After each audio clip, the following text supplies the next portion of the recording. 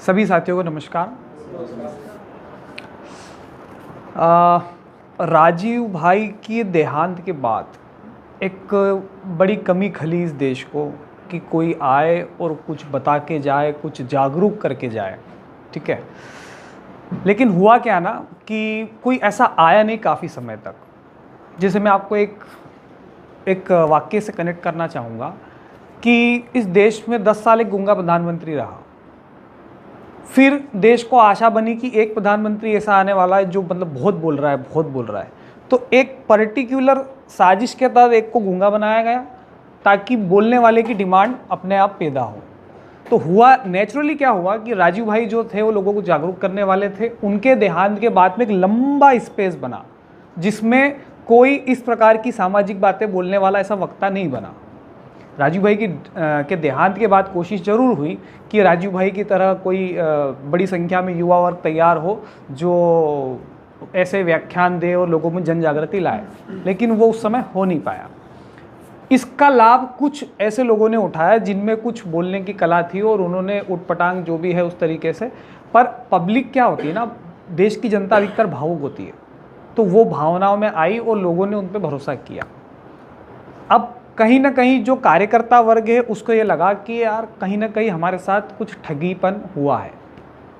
तो फिर उन लोगों ने एक मुहिम स्टार्ट करी जिसको बोलते हैं कि वक्ता निर्माण अभियान, जिसको हमने लिखा कि मैं भी राजीव दीक्षित। तो ये 3 दिन की ट्रेनिंग थी जिसमें कार्यकर्ताओं को बोलने का अभ्यास सिखाया गया कि वो क्या गलती कर रहे हैं, क्या उनका पहनावे में कोई शिकायत है, कि उनके बोलने के तरीके में कुछ गलतियां हैं। इस तरीके से ये 3 दिन का जो प्रशिक्षण शिविर है ये साबरमती गुरुकुलम अहमदाबाद में चला। तो इसमें अलग अलग पर्सनैलिटी को लेके, व्यक्तित्व को लेके, काफ़ी कुछ ज्ञान को लेके, मतलब जो समाज में जाके क्या बोलना है, किस तरीके से हमें अपनी बातों को रखना है, वो सब यहाँ पे सुनील शर्मा जी जो है वो हरियाणा वाले हैं, उन्होंने सिखाया। और इसमें बाहर के भी हमारे जो साथी थे, सांगली से जो थे नीलेश ओझा जी, वो आए, उन्होंने अपना व्याख्यान दिया। कई दूसरे साथी जी भी आए और उन्होंने अपनी जो है बात को यहाँ पे रखा। तो इस तरीके से हमने ये देखा पिछले 3 दिनों में कि हम कार्यकर्ता को बोलने के लिए तैयार कर सकते हैं। ठीक है, तो इस तरीके से हम कोशिश करेंगे आगे भी इस तरीके के कार्यक्रम जो है वो अन्य प्रदेशों में भी और इस तरीके से रखे जाए ताकि पब्लिक जो है, मतलब अभी क्या है ना, किसी पे निर्भर नहीं हो। कोई पैराशूट से नेता नहीं उतरेगा, ठीक है ना। हमको हमारी ही जिसको बोल सकते हैं कि हमारे बीच में से ही वक्ता तैयार करना पड़ेंगे। और वक्ता होते हैं पर उन्हें क्या होता है ना कि एक ट्रेनिंग का अभाव होता है। उन्हें एक मंच नहीं दिया जाता है। जैसे जब हमने यहाँ देखा कि कोई व्यक्ति जब आ रहा था पहली बार में वो इतना नहीं बोल पाया, उसको जब दूसरा मौका दिया तो उसकी हिम्मत और खुली, तीसरे मौके में और खुली, चौथे में और खुली, फिर 5वें में बोलना पड़ा कि भाई अब बस कर, इशारा कर। नमस्कार साथियों, आज हम गुजरात में हैं और पिछले 3 दिनों से एक ट्रेनिंग चली हुई है वक्ता निर्माण की, और जिसका नेतृत्व भाई सुनील शर्मा जी है जो करनाल से है, हरियाणा से वो कर रहे हैं। और यहाँ कई दर्जनों साथी पहुँचे जो हरियाणा से, पंजाब से, यूपी से, राजस्थान से, गुजरात से, महाराष्ट्र से, अनेकों अलग अलग। इस चीज़ के लिए मैं आपको बधाई देता हूँ कि आपने इतना अच्छा सोचा। और जो देश के लिए निकलते हैं, जो समाज के लिए काम करते हैं, मेरे ख्याल तक जो मेरा अनुभव है, जो मेरी एज फैक्टर है, जितना मैंने सीखा, मेरी सदैव कोशिश रही कि मैं जहाँ भी खड़ा हो जाऊँ कि जितना मेरे से बन पाए, जितनी मैं जिसके सहयोग कर पाऊँ वो करना चाहिए। दिल्ली में किसान आंदोलन चला, सब ने देखा। जहाँ तक भी हम कर पाए, जिसको भी हमने ये लगा ये लड़का बोल सकता है, ये साथी बोल सकता है, बोलना सिखाना पड़ेगा। देश में 135 करोड़ लोग हैं, अगर उनका 1% निकाल ले तो 13 करोड़ लोग हैं। आप समझिए, अगर हाँ 140, 45, 50, 150 से कितना भी है, मैं तो क्या जनगणना कर रहा हूँ, तो क्या है उसका 1%, 2% लोग योद्धा चाहिए। जैसे मेरी डिस्ट्रिक्ट कैथल है, कैथल को मैं अकेला तो नहीं संभाल पाऊँगा। और मैं बहुत बड़ा, ठीक है मेरा टाइम है, प्रकृति ने मेरे को दे रखा है, ठीक है मैं बोल रहा हूँ, लोग मेरे को सुन रहे हैं जब तक भी, ठीक है प्रकृति का नियम है वो।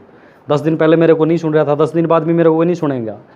हमारा प्रयास रहना चाहिए कि लोगों को हम कैसे जोड़ें और लोगों को सिखाएं क्या। और मेरा ख्याल तो है जब देश में निकलते हैं या समाज में निकलते हैं, जो साथी काम करते हैं वो सब अपना त्याग भावना से आते हैं। वो चाहता है मान सम्मान, रिस्पेक्ट। और रिस्पेक्ट कौन देगा उसका? दाएं बाएं वाला। और दाएं बाएं वाला कौन देगा? इस देश में कई लाखों संगठन हैं और कई लाखों लोग जो देश की सेवा में निकले हुए हैं, वही एक दूसरे तय इन हो जाए। आप समझो उदम युवा साथी हमारा छोटा भाई है, 20 साल का लड़का है, मेरे एरिया का क्षेत्र का है। मैंने कोशिश करनी चाहिए कि मेरी एनर्जी में इसको दे दूं, मैं इसको जितना सिखा पाऊँ सिखा दूं। आगे इसकी मर्जी है, कहीं भी जाए, मैं क्यों इसको नीचे रखूं? ये थोड़े होता है।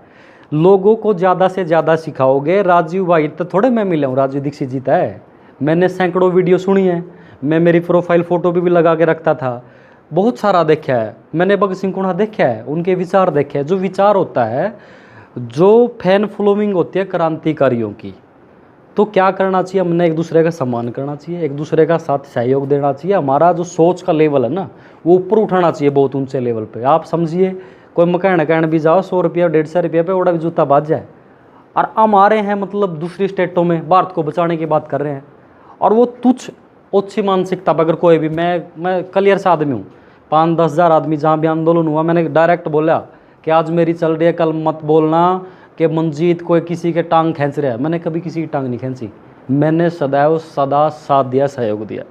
हमारा जो 3 दिन का ट्रेनिंग यहाँ हुई है, न्यू वर्ल्ड ऑर्डर क्या है, जो दुनिया के बड़े मगरमच्छ है, वो जो छोटा तबका है, जो किसान कमेरा है, जो कमा के खाता है, देश को चलाता है, सच्चाई पे चलता है, उनको वो कहाँ खा रहे हैं, कैसे खा रहे हैं। तो हमने कोशिश करनी है, जितने भी हमारे योद्धा साथी है वो एक दूसरे के साथ मिलके काम करें, टीम वर्क करें, बिजनेस भी मिलके करें। मेरे पास जितनी ज़मीन है, आवश्यकता है, उसमें सब कुछ होता है। आप कुछ भी करो, मैं सहयोग करूँगा।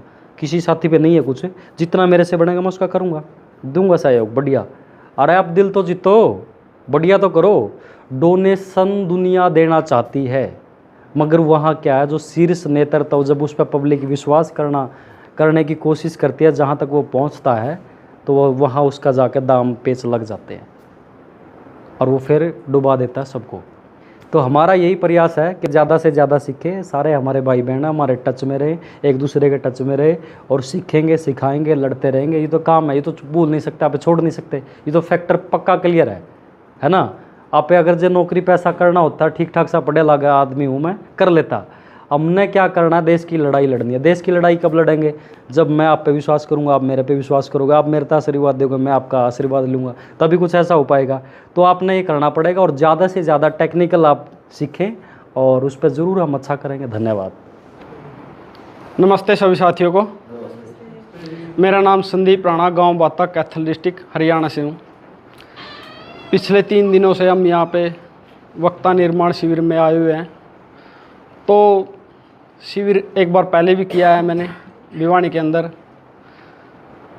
तो अनुभव लिए जा रहे हैं। अभी ये सेशन जो चल रहा है अनुभव का है, तो उसमें अनुभव तो यही है, किसी एक बड़े नेता, बड़ा ही तो मतलब अपने आप में ही मान रहा वो नेता, उसने बोलिया भाई तुम तो दर्शक हो गए। मतलब मैंने उस पर हंसी भी आई, अरे मैंने उसका इसका भी कहा, अरे मैं तो मैंने दर्शक मान रहा, हम तो बड़े बड़े पंचायत करा चुको ये महा।